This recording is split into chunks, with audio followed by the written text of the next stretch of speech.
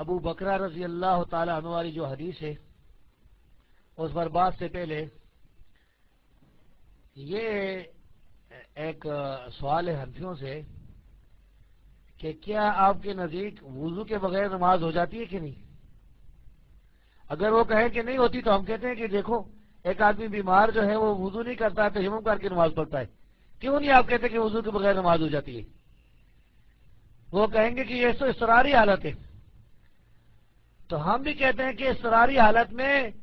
احکام بدل جاتے ہیں، ایگزمپشن کا مسئلہ جو ہے اس کو عام دلیل نہیں بنایا جا سکتا۔ اب اگر ابو بکرہ والی جو حدیث ہے اس سے بعض لوگ استدلال کرتے ہیں کہ انہوں نے رکعت پا لی تھی، تو یہ ایگزمپشن ایک اضطراری حالت ہے، اس کو ایک مکمل قانون کس طرح بنا رہے؟ پہلا یہ جواب ہے۔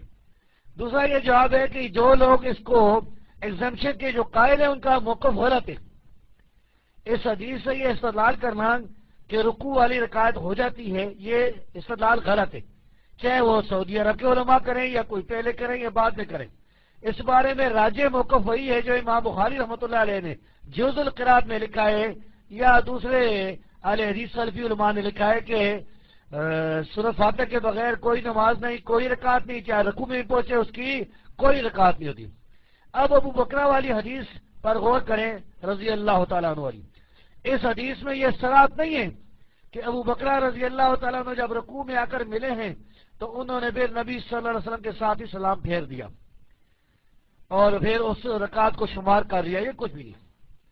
کوئی ذکر نہیں کہ انہوں نے نبی صلی اللہ علیہ وسلم کے سلام کے بعد کیا کیا، کیا اٹھ کر اپنی ایک رکعت پوری کر لی یا کہ آپ کے ساتھ ہی سلام پھیرا۔ تو جب اتنا ذکر ہی نہیں، کوئی مسئلہ ہی نہیں، تو پھر یہ کس طرح دلیل بن گئی کہ وہ رکوع والی رکعت ہو جاتی ہے؟ اس بارے میں شیخ البانی رحمۃ اللہ علیہ نے سلسلہ صحیحہ میں ایک ضعیف حدیث سے بھی استدلال کر رکھا ہے، اس پر انشاءاللہ کبھی آئندہ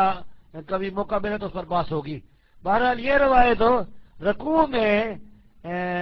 یعنی رکوع کی رکعت کے ہونے کے بارے میں واضح دلیل نہیں ہے، اس میں کوئی صراحت نہیں ہے۔ اس کے ایک سند میں یہ آیا ہے کہ صحابی کہتے ہیں کہ مجھے ڈر تھا کہ میری رکعت فوت نہ ہو جائے، لیکن وہ سند ضعیف ہے، اس میں ایک راوی ہے خزاز، وہ راوی غالباً اس کا نام ہے عیسیٰ بن خلف الخزاز، وہ ضعیف راوی ہے، تو ضعیف راوی کی روایت سے کچھ بھی ثابت نہیں ہوتا۔ تو اس لحاظ سے رکوع والی رکعت بھی نہیں ہوئی، اور جو رکعت کے قائل ہیں وہ اسی ایگزمپشن استثناء مانتے ہیں۔ تو اصل جو قاعدہ ہے کہ لا صلاۃ لمن لم یقرأ بفاتحۃ الکتاب، یہ قاعدہ جاری ہے کہ سورۃ فاتحہ کے بغیر نماز نہیں ہوتی۔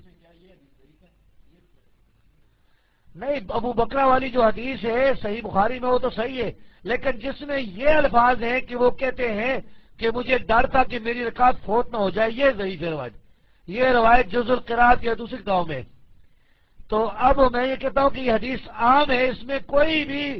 ذکر نہیں کہ انہوں نے رکوع کی رکعت کو شمار کر لیا تھا یا نہیں، تو اس لحاظ سے اسے استدلال کرنا غلط ہے، اور امام بخاری نے بھی یہی بات فرمائی ہے جز القراءت میں، وہ فرماتے ہیں اس حدیث سے یہ مسئلہ ثابت نہیں ہوتا ہے۔